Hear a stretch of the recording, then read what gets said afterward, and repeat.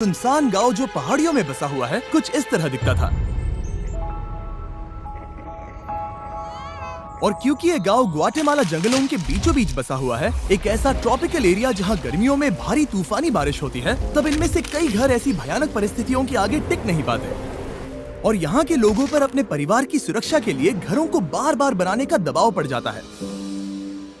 हालांकि Guatemala city यहाँ से बस 4 घंटों की दूरी पर है और वो इस गांव से बिल्कुल अलग है। वहाँ पक्के बने हुए मार्केट्स और काम मिलने के कई सारे मौके हैं और यही दूरी हम कम करना चाहते हैं।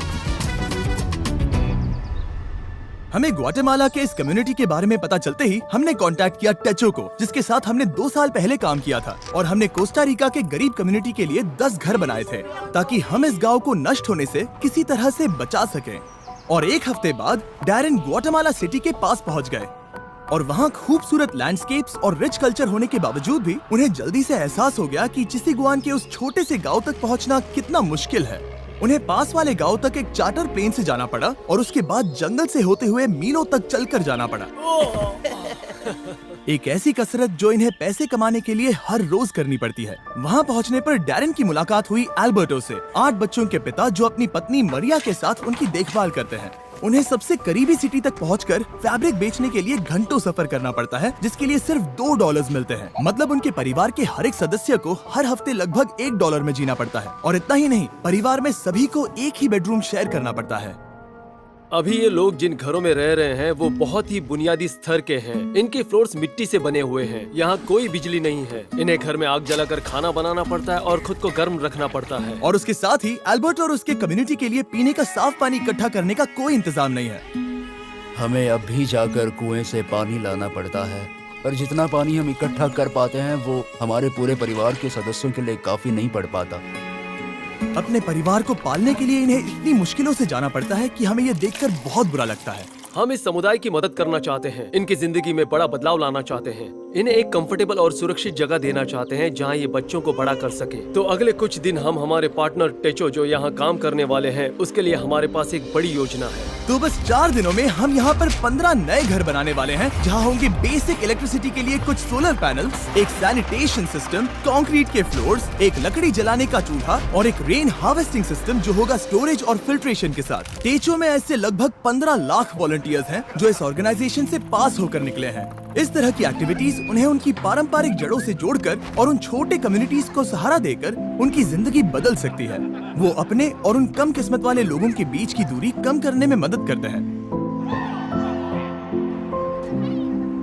अगले दिन सुबह सुबह जब उस काम को शुरू करने में 4 दिन बचे थे, तब टेचो के करीब 50 वॉलंटियर्स उस गांव में कंस्ट्रक्शन शुरू करने के लिए चले गए और उस गांव में सड़कें कम होने की वजह से डैरेन और उन वॉलंटियर्स को सभी बिल्डिंग इक्विपमेंट्स पहाड़ी की चोटी पर उठाकर ले जाने पड़े जहां वो नए घर बनाए जा रहे थे। इसलिए अगले 48 घंटे बहुत ही मुश्किल होने वाले थे।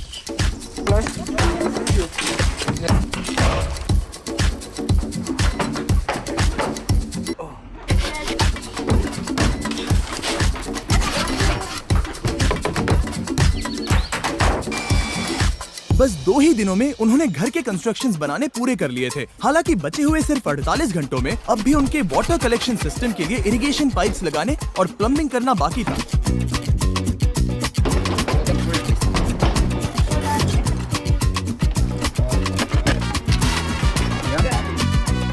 वो यहाँ पर बहुत सारा पानी इकट्ठा कर पाएंगे ताकि बारिश के ना होने पर भी इनके लिए पर्याप्त पानी मुहैया हो सके। ये उनके लिए एक बहुत बड़ी सुविधा है। मैंने कभी डैरेन की क्षमता पर शक नहीं किया, पर इस बार वक्त बहुत कम था। मुझे विश्वास नहीं होता, पर सूरज उगने से पहले उन्होंने वक्त पर काम खत्म कर लिया ताकि एल्बर्टो और उन सभी परिवारों को नए घर का सरप्राइज मिल सके। और बच्चे तो अपनी एक्साइटमेंट रोक ही नहीं पाए। चलो रिबन काटते हैं।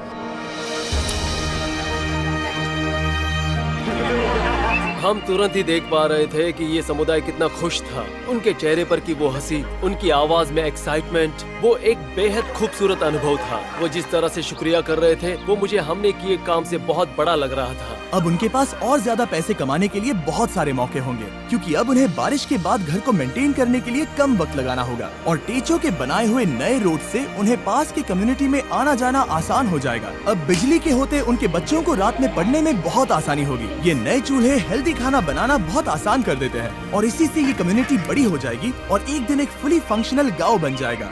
जहाँ पास में बसी हुई सिटी के लोगों जितने ही काम होंगे। तो अल्बर्टो और उसके परिवार को अब कभी भी उस जोखिम भरे रास्ते से जाने की जरूरत नहीं पड़ेगी।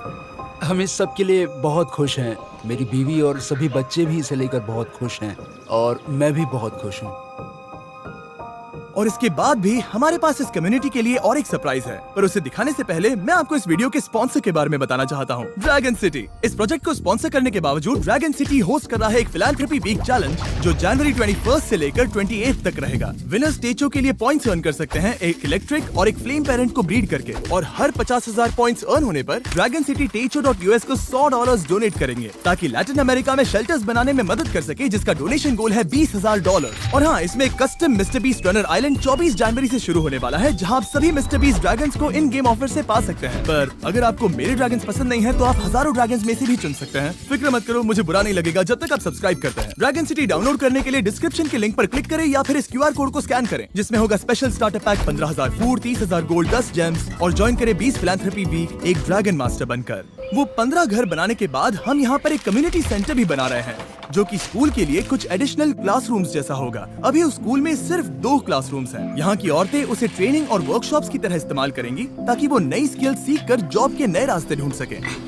इस गांव के लोगों ने हमारे लिए अपने घरों को खुला कर दिया, अपने दिलों को खुला किया और साथ ही में अपने समुदाय को भी खुला किया, और उसका हमें इस समुदाय में रहकर एहसास हुआ। इस वीडियो के लिए आपका सपोर्ट मायने रखता है। उम्मीद है आपको मजा आया होगा। हमेशा की तरह आप सभी की आंखें इस वीडियो को देखकर लोगों की मदद करती हैं, पर आपकी उंगलियां भी मदद कर सकती हैं उस सब्सक्राइब बटन को दबाकर। तो जल्दी दबाइए और कमेंट्स में हमें बताइए, और जो भी सब्सक्राइब नहीं करेगा उन पर गुस्सा करिएगा। गुस्सा करिए लेकिन प्यार से, क्योंकि हमें पॉजिटिविटी पसंद है। पर हाँ, उन सब से सब्सक्राइब जरूर करवाइए। बाय। एना की प्यार भरी याद में हमें सपोर्ट करने के लिए शुक्रिया।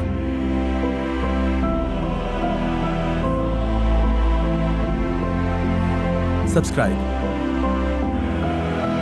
Love you.